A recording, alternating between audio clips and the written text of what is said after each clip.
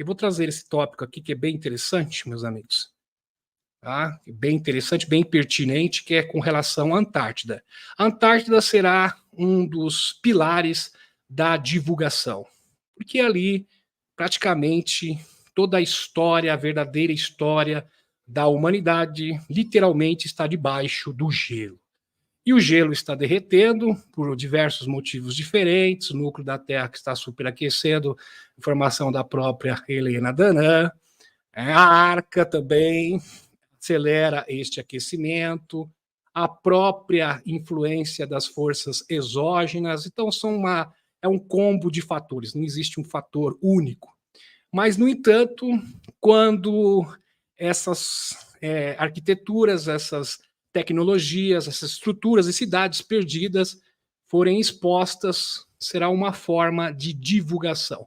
Muito bem. Especialistas em OVNIs afirmam que o Polo Sul é o controle de tráfego aéreo para alienígenas. E, de fato, ali foi mesmo, ali era uma sede da Frota Negra, dos reptilianos, muitos seres extraterrestres atuavam ali, inclusive com informações da base dos Estados Unidos, McMurray, que informa, inclusive, que foram encontrados vários alemães que estavam refugiados, assustados, que eram da Frota Negra, que estavam querendo o abrigo.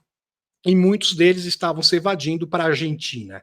A Argentina sempre deu bastante suporte para o pessoal da Frota Negra. Muito bem, nem vou entrar no mérito disso, inclusive para o Bigodinho, no passado. Tem lives antigas que nós abordamos isso em detalhes. Você pode ter ouvido muito sobre OVNIs ultimamente. Isso se deve, ao grande parte, pelo Dr. Steve Greer, que presidiu o Disclosure 1.0, o 2.0, que foi em meados deste ano, em junho, e está realizando uma conferência sobre o assunto. Várias pessoas foram convidadas a partilhar suas ideias como parte de um evento transmitido online, e viu Eric Henker descrever o Polo Sul como um centro de controle de tráfego aéreo para extraterrestres. Hacker afirma que em 2010, Raytheon, o conglomerado aeroespacial de defesa dos Estados Unidos, escolheu para ser um empreiteiro no centro de pesquisas operado pela Fundação Nacional de Ciências dos Estados Unidos.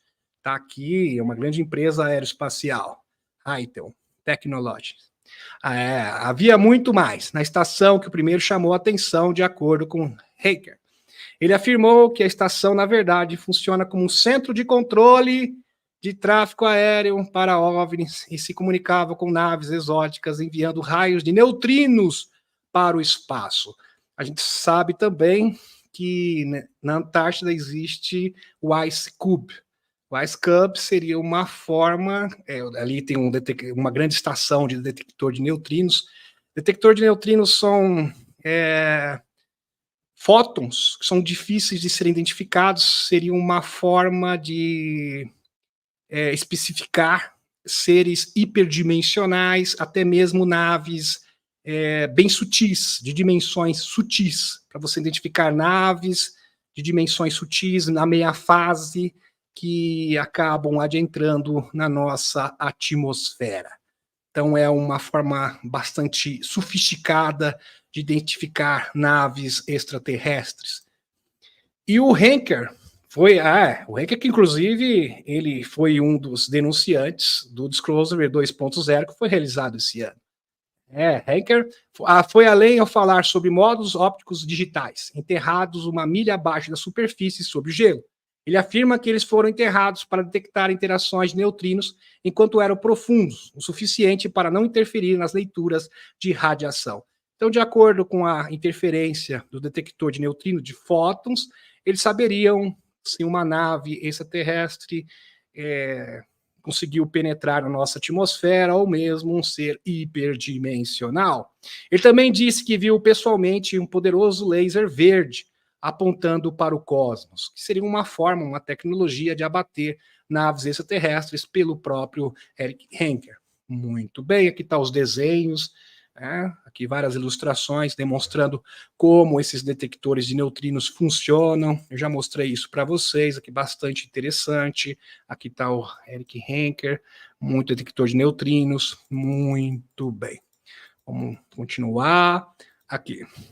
Em 1944, os alemães da Frota Negra fogem para a Antártida. E a América do Sul, com mais de 1.000 Boots, 250 mil alemães e os principais cientistas do Reich desaparecidos. Isso é um grande fato, tá, meus amigos? No final do segundo confronto mundial, simplesmente milhares e milhares, centenas de milhares de alemães, oficiais do Bigodinho, simplesmente desapareceram, inclusive a própria Maria Orsic em companhia. Simplesmente sumiram. Assim, não tem nenhuma explicação que justifique este sumiço. Até hoje é um grande mistério. E os investigadores, o próprio Bill Tompkins, ele afirma que eles se mudaram para a Antártida e para Marte, ok?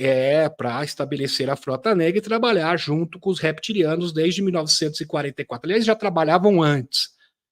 Só que ali eles começaram realmente uma missão uma fase mais ambiciosa. Vamos colocar dessa forma. E aqui está as bases, olha aqui, onde se encontra, teria 1, 2, 3, 4 bases da Frota Negra, tá? Situadas aqui com a localização aqui exata para vocês.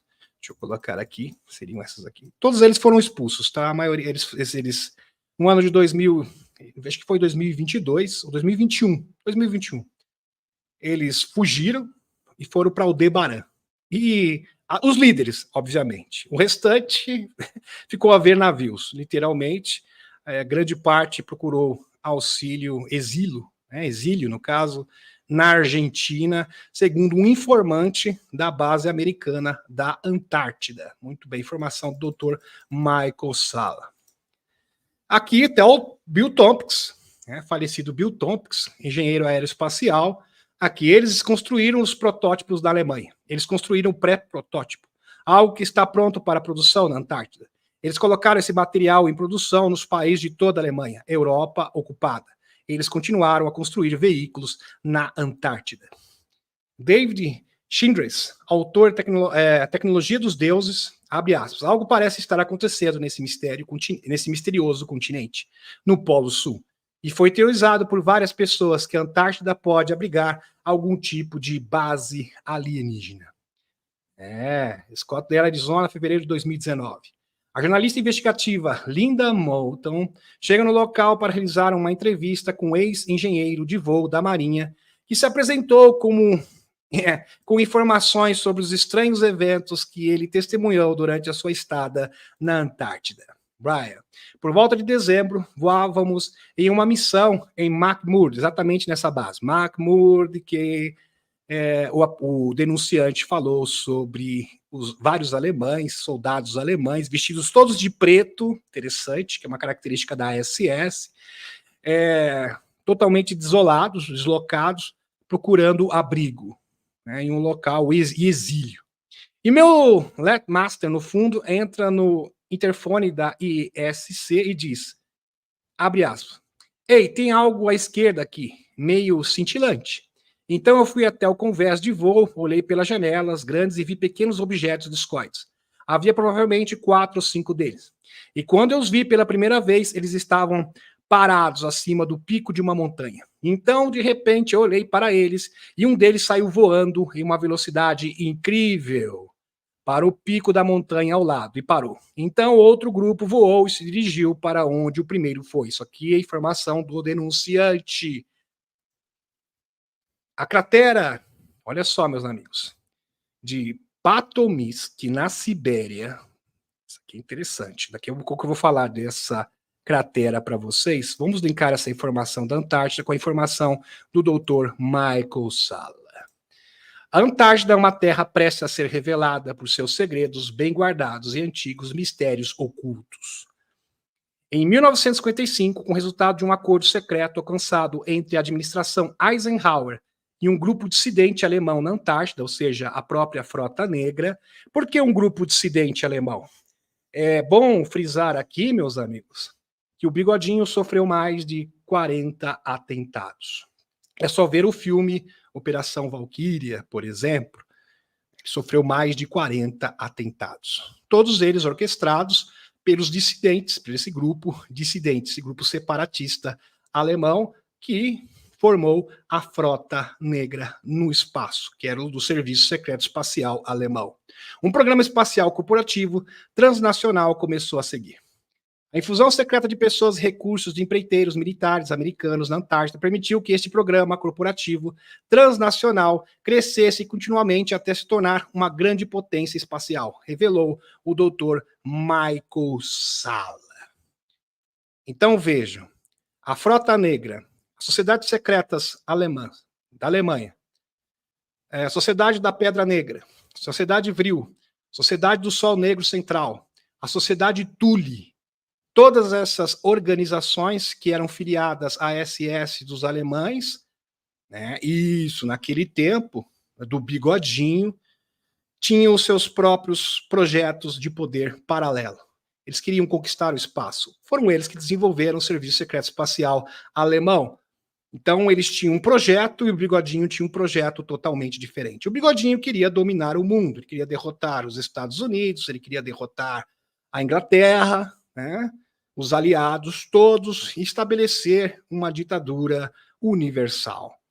Diferente, só que o pessoal das sociedades secretas tinha outros objetivos. Eles queriam ampliar a sua frota negra espacial. Só que, no entanto, eles não tinham estrutura para produzir isso em escala industrial. Estão entendendo?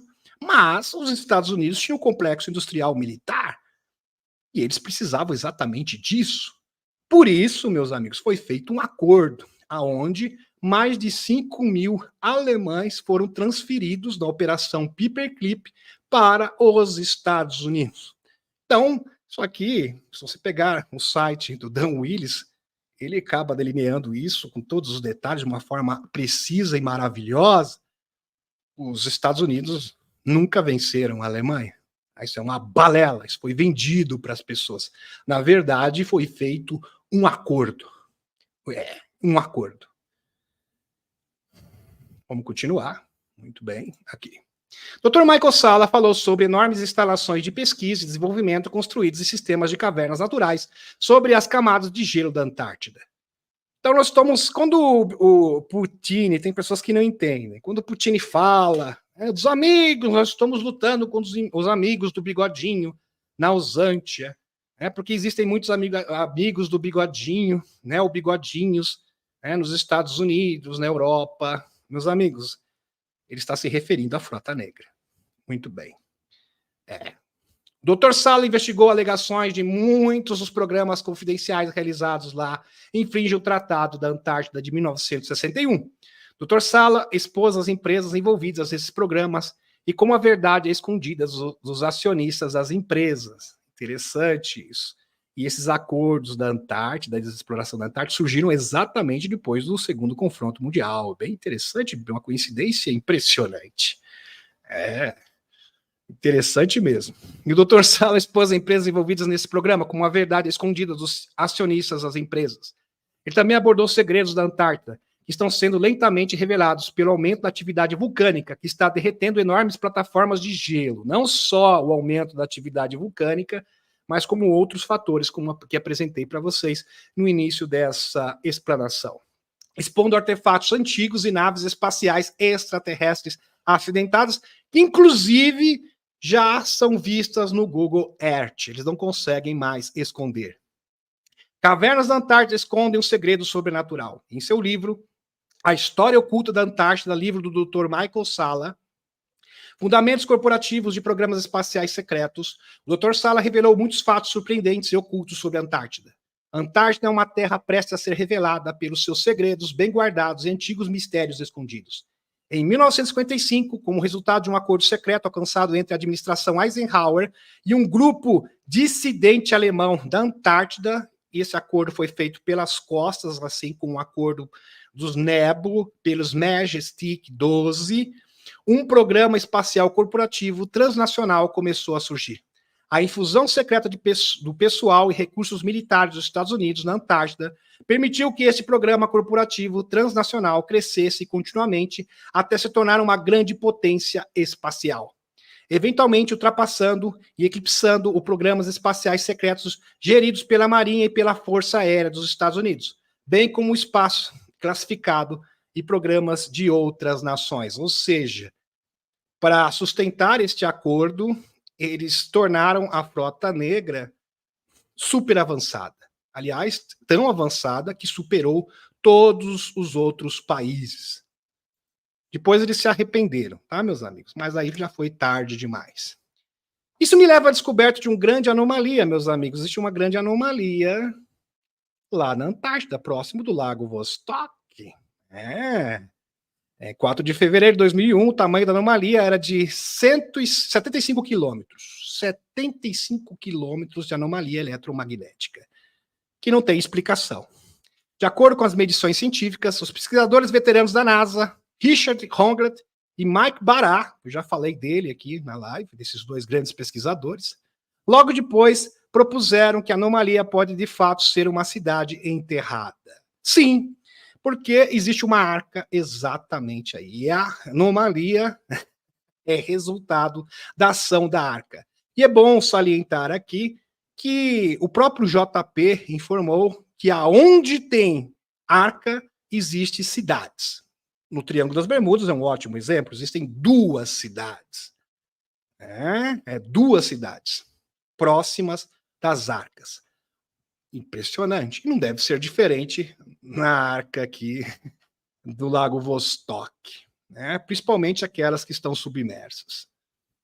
Maravilhoso. Lago Vostok, 29 de março de 2022. A civilização que deixou a tecnologia sobre o gelo derretido da Antártida não era de Nataro. Presta atenção nessa informação. Galáxia da Via Láctea. Houve tempos antigos em que o clima desse planeta era diferente, quando os polos magnéticos estavam localizados em lugares diferentes. E a gente sabe que de tempos em tempos os polos magnéticos se alteram. A Terra era verde e fértil, aonde agora é a Antártida. O clima era quente. Imagine, a Antártida, em tempos imemoráveis, tinha um clima parecido com o do Brasil. Clima tropical. Ali instalou uma importante colônia. Eles eram os Pautal. Eles viviam em paz. Os Pautal que são semeadores, fazem parte dos semeadores. Eles viviam em paz e prosperidade. Foi uma grande civilização relatada em seus contos antigos como um continente perdido. Na verdade, nunca foi perdido, mas esquecido sob o gelo por uma razão. Eles deixaram presentes grandes estruturas na teia subterrânea de cavernas esquecidas. As estruturas sobre o Lago Vostok eram conhecidas há muito tempo pelos seus cientistas que trabalhavam nos programas secretos. E é bom frisar também, lembrar aqui, meus amigos, que o Lago Vostok está sob jurisdição da Rússia, do Putin, e tem controle total sobre o Lago Vostok, por conseguinte, dessas mesmas tecnologias e da arca do Lago Vostok.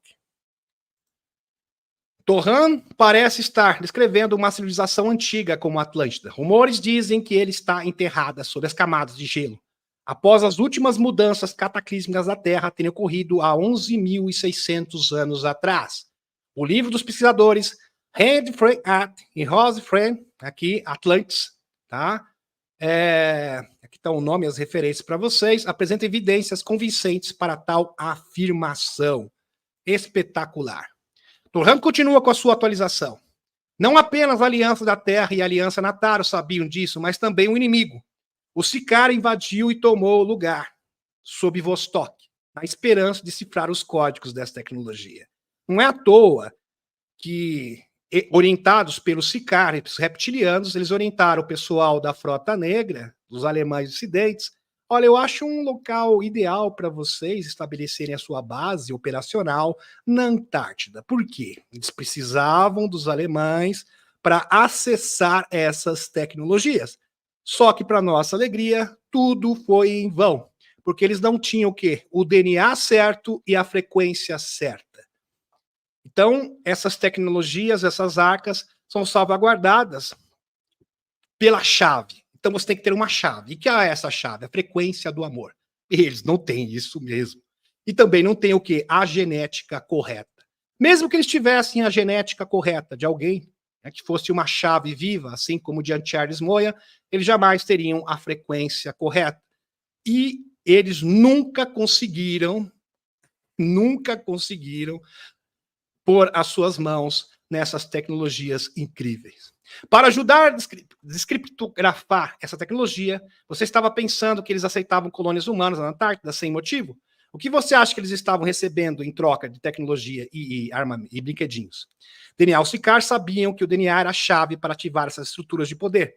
Mas mesmo que eles procurassem encontrar os códigos de frequência DNA corretos, eles nunca conseguiriam ativar essas estruturas. A Confederação Intergaláctica, das 24 raças, dos semeadores, tem mais de uma trava de segurança nessas estruturas. O que vem com o DNA é a consciência. Então, existem várias travas, várias fechaduras.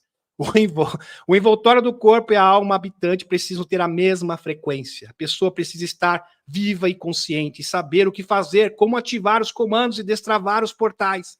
Você precisa do conhecimento que acompanha as ferramentas. Você não pode aniquilar alguém e usar apenas a sua amostra de DNA, porque ela precisa ser habitada pela consciência, por uma parte original da alma dos semeadores que tem este conhecimento.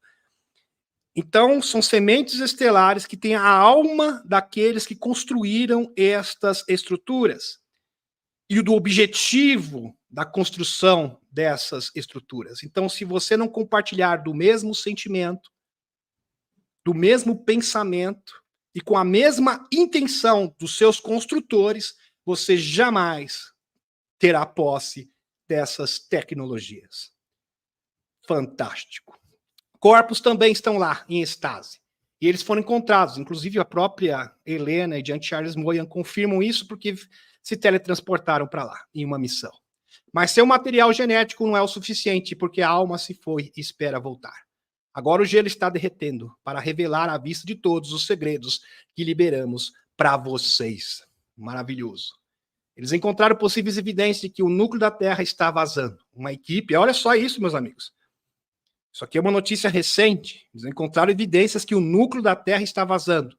Uma equipe conjunta de geoquímicos de Woods Hole, Oceanographic Instituto, da Califórnia, de tecnologia, descobriu evidências de níveis elevados de hélio 3 nas rochas da ilha Baffin, que poderia ser evidência de um vazamento do núcleo da Terra.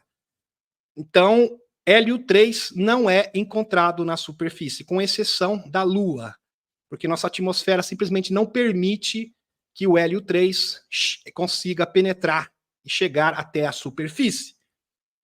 Mas quando você encontra hélio 3 na superfície, denota vazamento do núcleo da Terra. Basicamente é isso.